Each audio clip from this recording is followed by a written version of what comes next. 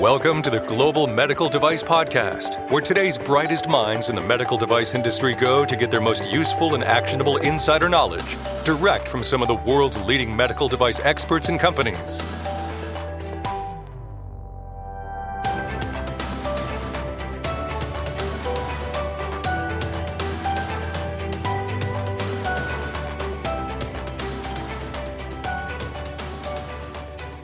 Hello and welcome to today's podcast. Should design controls have prevented the recent reprocessing tragedy? Do we need new regulation? It's the second in a series focused on design controls and related topics within the medical device industry. During today's podcast, we'll surface some interesting and potentially controversial views on the subject. My name is Bill Loss. I've spent the last 20 years in the startup world and actively invest and advise in the medtech space. Thanks for listening in. Really excited to kick off today's podcast. We're joined by three industry veterans. First up, we've got Mike Drues, President of Vascular Sciences. Mike is an internationally recognized expert and featured keynote speaker on cutting-edge medical technologies and regulatory affairs. We're also joined by John Speer. John is co-founder and resident guru at Greenlight.Guru, making waves with his visionary approach to delivering an EQMS solution built exclusively for the medical device community. And last but certainly not least, we have Jason McKibbin. Jason's experience spans more than 15 plus years in the medtech field, and in his more recent past, played an integral role as COO of Medisys, which was acquired by Medline Industries. Jason's current gig is that of Chief Operating Officer at Greenlight.Guru. Gentlemen, thanks for spending some time with us today. Thanks, Bill. It's How's a pleasure everybody? to be with you today. You guys doing good? All good here. Thanks, Bill. All right.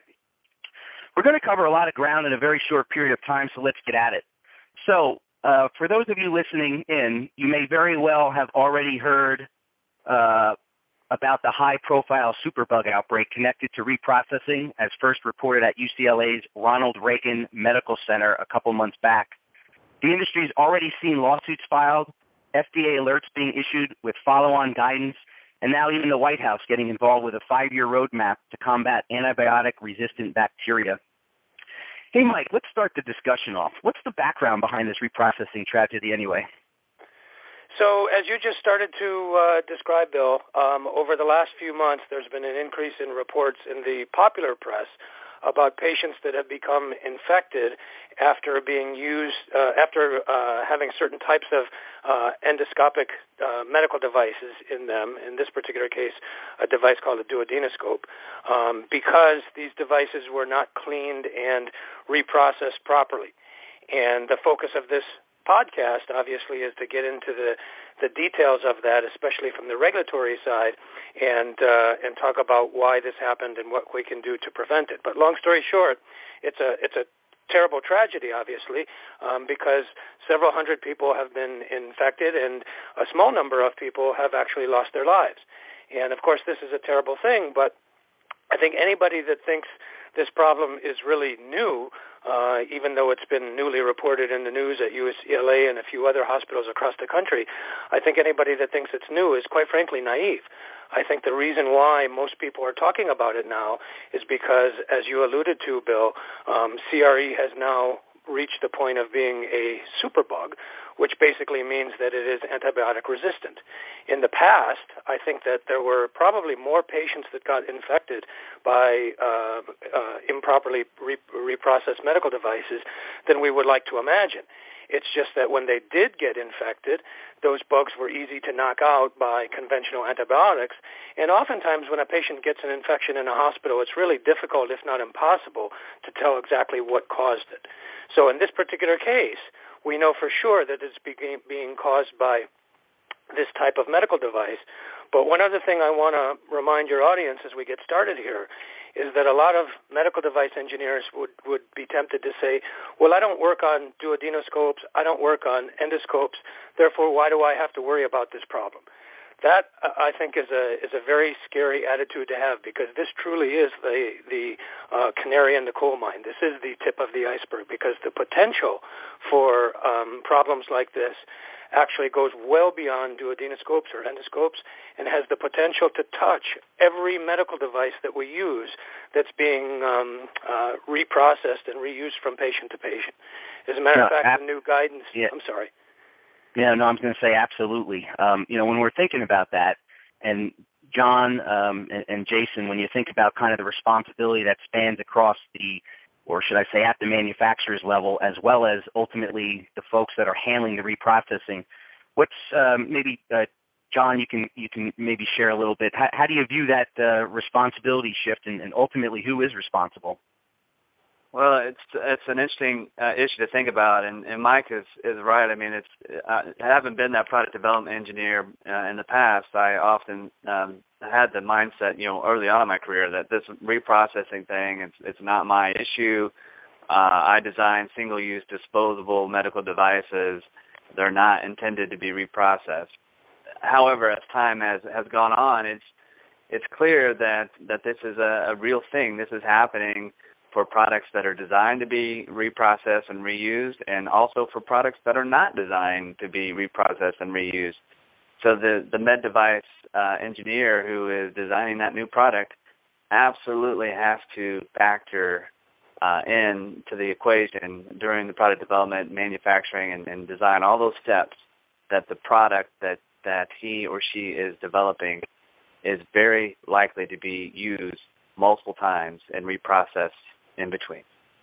No, absolutely. And Jason, obviously coming from Medisys and being a registered third-party medical device reprocessor of single-use devices, I'm sure you've got some pretty strong opinions. What do you have to say? Yeah, I mean, I would agree. I mean, I think that the complexity of reprocessing devices, in particular, what we have to, I think, contextualize in this conversation is the fact that we're really looking at reprocessing as it is conducted within the healthcare facility, the hospital or surgery center. And that environment is completely different than what you would see in a third-party reprocessor. A third-party reprocessor is regulated by the FDA. They fall under all the design controls as well as all the process controls. And I think inherently where the disconnect becomes where you're looking at devices that essentially are manufactured by an OEM, but then given to a hospital or surgery center to reprocess, the difference is that they are done so under a much or a uncontrolled environment in respect to what you would see within a third-party reprocessor. And it really kind of comes down to, I think, the complexity of devices and then the complexity of steps that are required at the hospital or surgery center to perform the reprocessing of those devices. And what that really falls into is a kind of category of a hospital has, a rinsing or a washing sink, a rinsing sink, a washer sterilizer, and maybe a subsequent sterilizer, whether it be hydrogen peroxide or ethylene oxide or steam. And these devices essentially fit into that one, single process. They don't have the flexibility of being able to do 35 steps for this device and 15 steps for this device and 6 steps for this device and, 30 steps for that device. And so inherently the complication really comes down to, really the design of the device and does it take into consideration the environment in which it's reprocessed and how that environment reflects on the design complexity of both the cleaning and sterilization of that device. No, well, definitely well stated. John, when you think about kind of the brief conversation we just kind of kicked back and forth, what's your take on really whether we need new or additional regulations to really prevent something like this from happening again? That's a great question, I suppose, and I chuckle a bit because it reminds me of a few conversations that I've had with Mike about regulations. I guess in a word, do we need new regulations? In a word, no. We have plenty of regulations to dictate, the design, development, manufacturing of medical devices. I think the twist is we need to follow the regulations that are already in place. And the point that Jason raises is that there are plenty of regulations, guidance documents, and stipulations that are placed on the medical device OEMs and medical device reprocessing companies. The twist here is the hospitals and the point of use facilities that are doing the reprocessing. If they would follow the regulations that exist for design controls, if they follow the criteria that FDA has already stipulated for reprocessing products, then perhaps we wouldn't have this issue that we're hearing about today. No, that's definitely fair. And I guess, Mike, thinking about the broader medical device manufacturing as a whole, how do you think maybe doing a better job of implementing best practices could have actually avoided these chain of events? Well, let me come to that in just a moment, Bill. I'd like to come back and add very briefly to what Jason and John just talked about.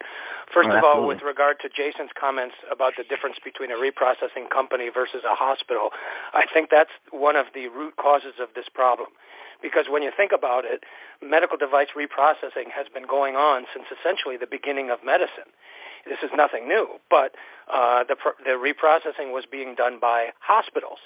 And one could easily argue that the reprocessing of medical devices in a hospital, like pharmaceutical compounding, is the practice of medicine, something that is beyond the bailiwick of FDA oversight.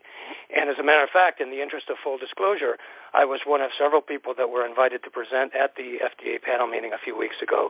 And this is one of the most important topics of discussion. There were several panel members that specifically asked FDA if we recommended to you that you needed to regulate the reprocessing of devices in hospitals, is this something that you could even do? So, again, without a change in the regulation by Congress, that's not something that FDA can just simply do on their own. That's number one. Number two, with regard to new regulation, well, I would say yes and no. For better or for worse, we already have new regulation.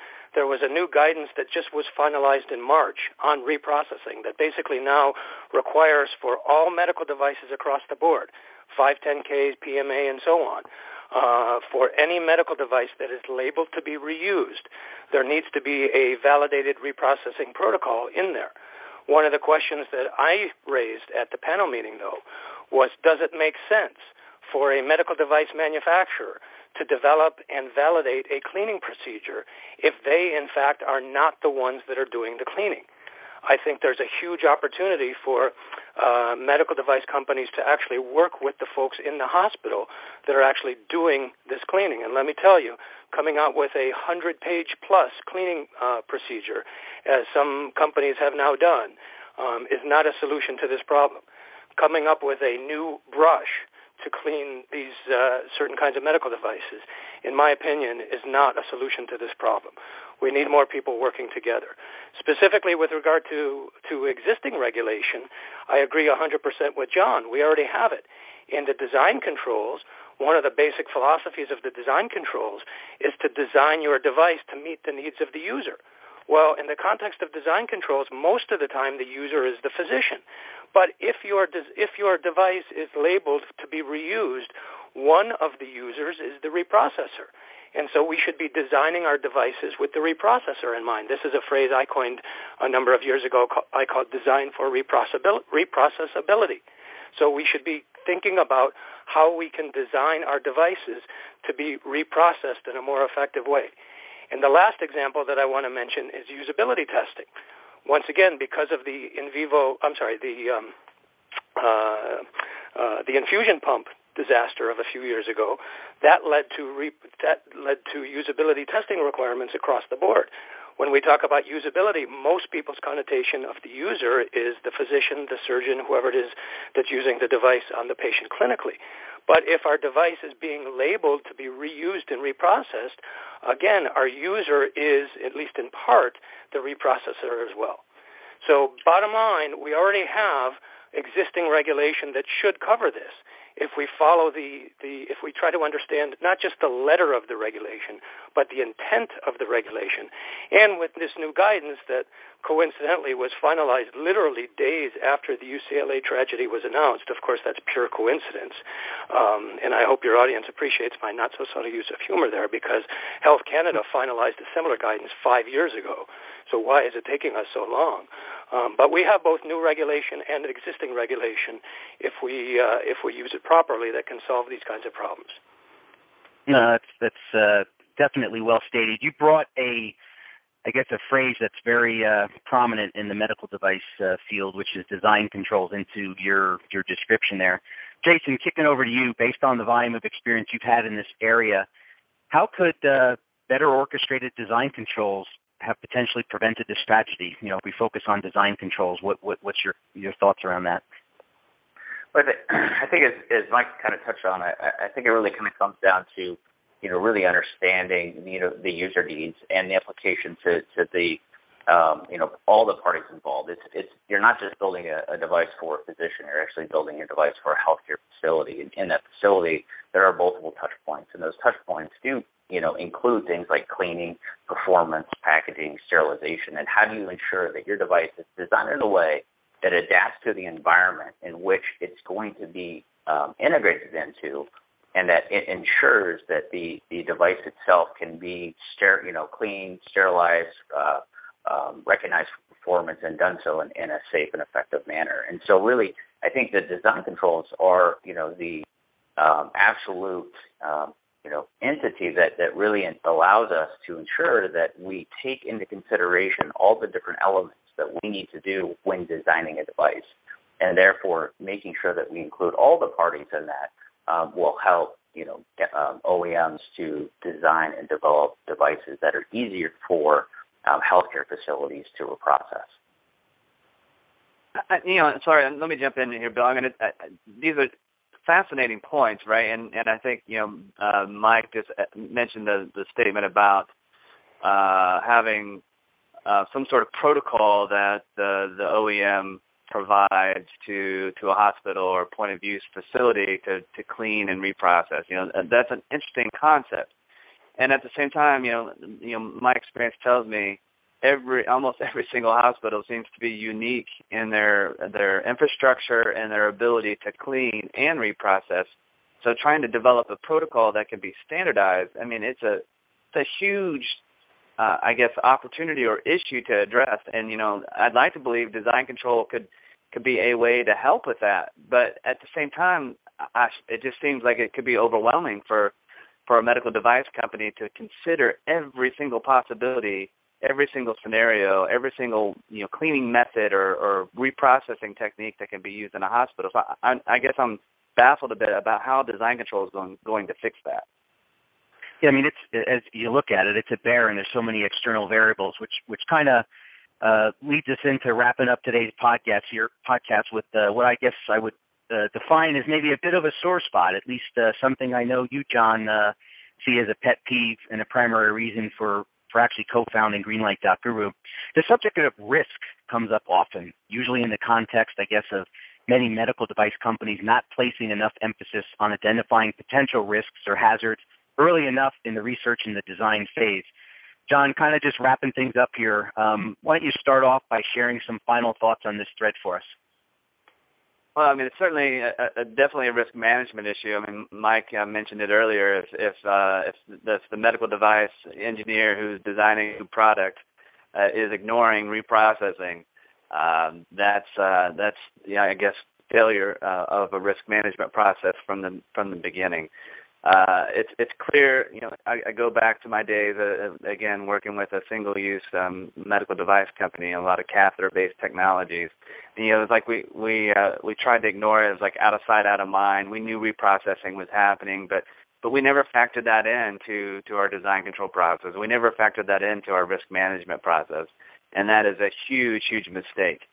As Jason and Mike, have both mentioned, you've got to consider the user needs, and you know, you got to consider the intended use of your product and also the unintended use of or misuse of your product, or all the ways that your product can fail. And that's where risk management really comes in. And it's just risk and design controls, risk management, exactly one in the same process. If you read through 14971, you know, the risk management standard, and you read through, you know, FDA design control regulations, if you can't draw a conclusion that these things are one and the same, then you need to revise your process completely. Well, yeah, when you think about even, and you guys obviously are the experts, but when you think about even the FDA's water flow diagram and starting to pull in design verification and design validation into the entire process, it is a kind of a continued, it's not an event, it's kind of a continued process. Before we conclude today, Jason, I'd like to hear your final thoughts, and then Mike, we can get you to chime in here before we end. Yeah, I think that Mike and John have both made very relevant comments and appropriate to the situation. It's extremely complex. On one side, you have an OEM, designing a device that is intended to be reprocessed within healthcare facilities. However, the in process of actually conducting those reprocessing steps are embedded into an environment that are greatly different from one to another. And therefore, I think the ultimate solution, and I think the idea of having regulations or not, I think, to Mike's point, the answer is yes and no. And a lot of it has to happen with the two industries being able to work together to come to an amenable solution that at the end of the day allows for the integration of these processes. Because if you think about like a third-party reprocessor, one of the things that they do and they control is not only do they design and develop all the processes that reprocess the device, but they also provide all the contracts and validation to ensure that it's done appropriately and safely. And then from a manufacturing standpoint, they have all the infrastructure in place to ensure that they can repeatably reprocess those devices safely and effectively. In a hospital environment or a surgery center environment, that is very different. They're not under the same auspices or regulations to conduct themselves in the same manner to ensure that the adaptability of the cleaning and reprocessing instructions do in fact actually fit their environment, or what can they do to ensure that their environment can fit those devices.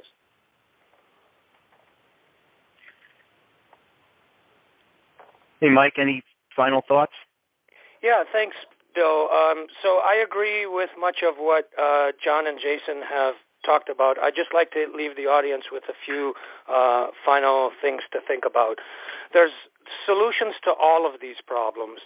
As I alluded to earlier, these problems are not new. These problems are not unanticipated. Some of us have been talking about these things for several decades. Some of these problems could be mitigated best from better technological solutions. I don't want to turn this into an engineering or a technology discussion, but simply put, there are a lot of things that we could build into endoscopes that would minimize, if not totally eliminate, the likelihood of cross-contamination. Other problems can be achieved by a regulatory solution, whether it's existing regulation or new regulation. But the solution to most problems, in my opinion, is more communication, not less. And what we really need is we need the medical device manufacturers, and in this case the hospitals, who are doing the reprocessing, communicating with one another. And one thing I've learned in my 20-plus years of playing this game is just because two people or two organizations are talking does not necessarily mean they're communicating.